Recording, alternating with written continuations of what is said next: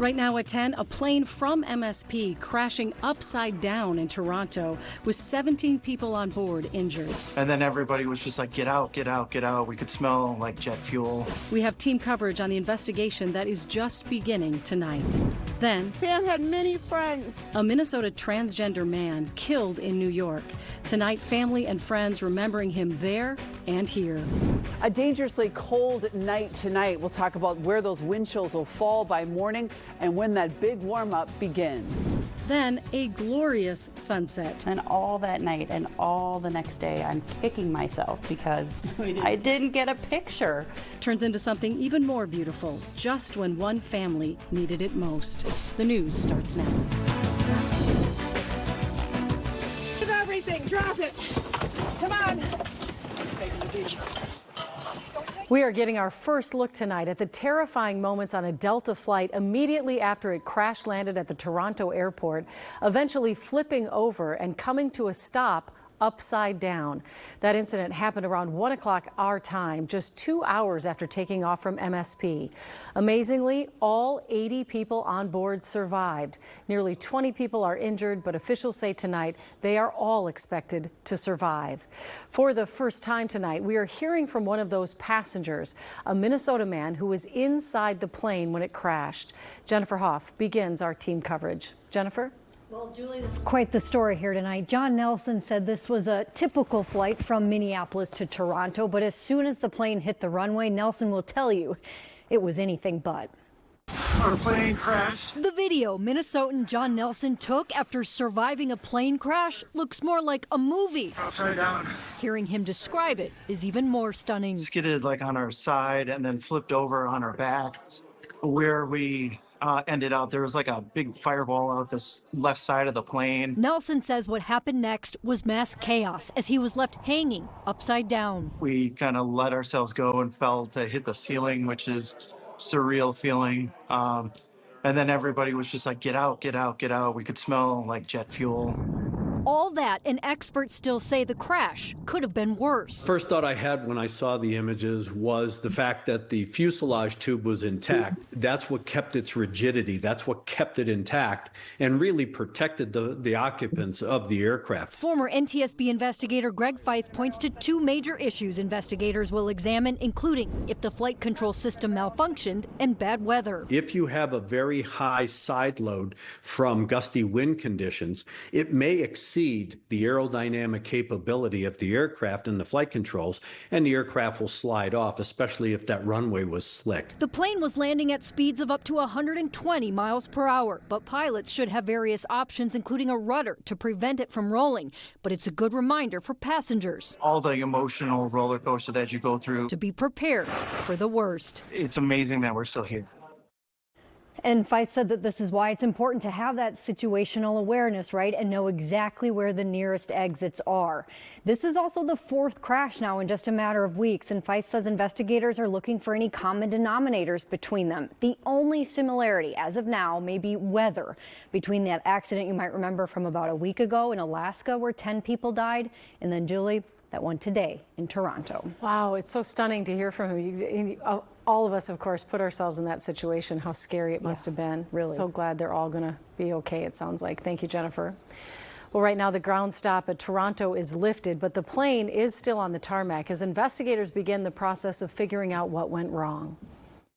The plane was a Bombardier CRJ-900 regional jet made in Canada, and it's used for short-haul flights worldwide. At the time of the crash, it was 18 degrees with 20 to 30 mile-per-hour winds and strong crosswinds.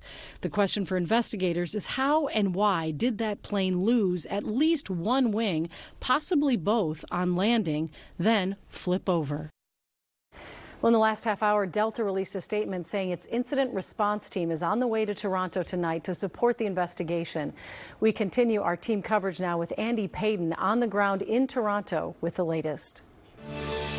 I'm here at Toronto Pearson International Airport, where, as you can see off in the distance there, it is still a very active scene on the runway now, almost 9 hours later. Officials have held 2 press conferences here this evening for us, but didn't allow us to ask any questions and really didn't provide any info for us beyond just the basic nuts and bolts. But what we know so far is as follows. First, and most importantly, there are no fatalities. 18 passengers, though, are in the hospital with injuries. Their condition at this hour remains unknown. We also know this was a Delta Airlines regional flight that was originally from Minneapolis, and according to Delta, the plane experienced some sort of incident upon landing in Toronto around 2:30 p.m., causing it to flip upside down. Now, just a short time ago, the airport CEO crediting the response by first responders here for saving lives today. Listen to this. No airport CEO wants to have these type of press conferences, but this is exactly what our emergency, our operations, and our first responder partners are all practiced and trained for. And again, this outcome is in due part to their heroic work, and I thank them profusely. Now, as far as the cause of this accident, that still remains unknown. Reporting here at Toronto Pearson International Airport, Andy Payton, KARE 11 News, Toronto. Governor Tim Walz is among our state leaders sharing thoughts following today's crash, saying he's in touch with Delta and grateful for first responders. Representative Pete Stauber, who serves on the House Transportation Committee, said he's praying for all of those involved in monitoring the situation. Echoing that message, Senator Amy Klobuchar, who serves on the Senate Transportation Committee, she added that we must get to the bottom of what happened. The investigation into this crash is still in its very early stages. As we learn more, you can find continuing coverage in our newscasts and online at KARE11.com. Turning now to our weather and another dangerously cold day on tap. You can see just how low those temperatures are going to go, and that's why our meteorologists have declared it a weather impact alert day. Dozens of schools have already called off class tomorrow, including Minneapolis and St. Paul. You can see the full list scrolling at the bottom of your screen, and you can also find the list on KARE11.com. Let's get right to Belle for details on the forecast. Hey, Belle.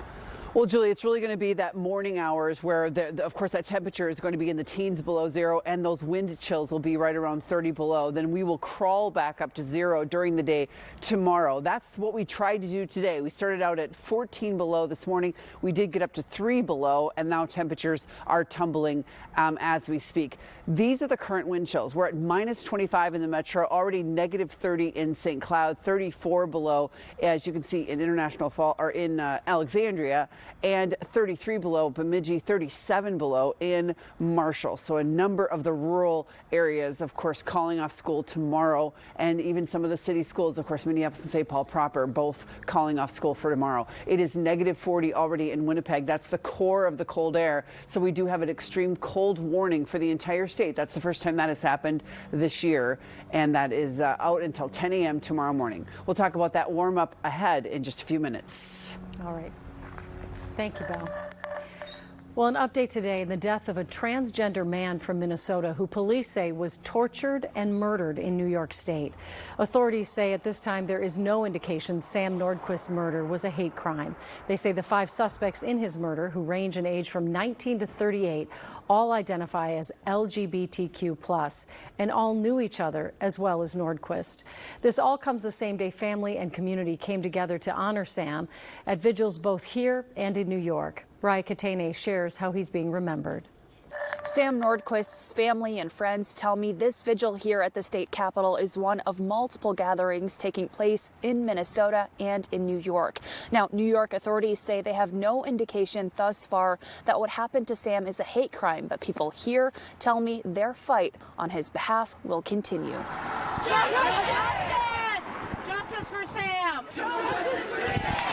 More than 1,000 miles away from where Sam Nordquist's body was found in New York, we're all family. We're all community members. Minnesotans are coming together on the steps of the state capitol to honor his life. The way Sam's body was found, we do not want that to ever happen to anyone again. Authorities in New York say Sam, a 24-year-old transgender man from Oakdale, Minnesota, was tortured and abused for weeks in a New York hotel before his body was found in a field 4 days ago. I am sorry that you came out in the snow tonight, but thank you so much. I just want justice. That's all. That's why I'm here, for justice. No human being should ever endure what Sam endured. His family says Sam left for New York in September to visit an online girlfriend. They say he was planning on staying there for 2 weeks but never came back. Sam's alleged girlfriend is one of 5 people now charged with second-degree murder in his death. His cousins say Sam had a huge impact on their small family, and they won't stop fighting until they get justice. The heinous crime that these folks committed is just unbearable. Enough is enough. Authorities in New York say they will continue working to find the motive for the alleged murder. Meanwhile, here, Sam's supporters say they will continue fighting for justice on his behalf. Reporting in St. Paul, I'm Raya Katene, KARE 11 News. Close to 1,000 people marched to the state capitol today in protest of the Trump administration and actions the president has taken so far. The demonstration lasted about 2 hours. They held signs advocating for federal workers who've lost their jobs and against Elon Musk. Musk and his Doge agency have been heavily involved in cutting from various departments and contracts to save money, arguing these contracts are wasting taxpayer dollars. Those at this protest say those cuts are eliminating jobs that are vital. Randomly just firing so many people. I have friends in government, and it's heartbreaking to see so many people just randomly losing their jobs.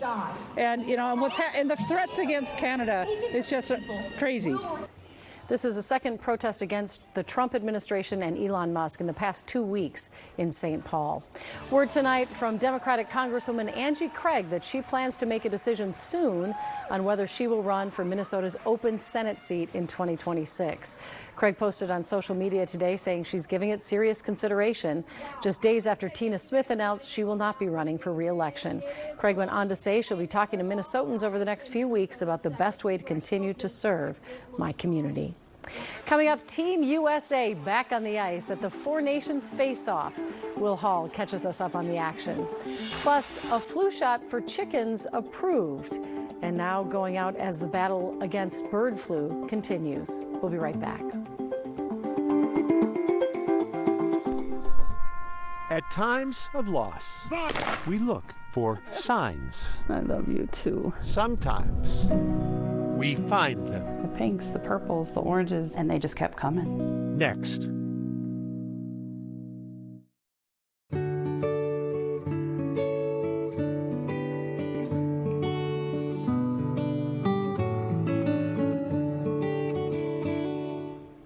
When we lose someone we love, many of us are inclined to look for signs. A sign it will be okay, a sign they're in a better place, a sign that they're still with us somehow. Recently, a Minnesota family didn't get just one sign, they got hundreds, as Boyd Hooper shows us in tonight's Land of 10,000 Stories.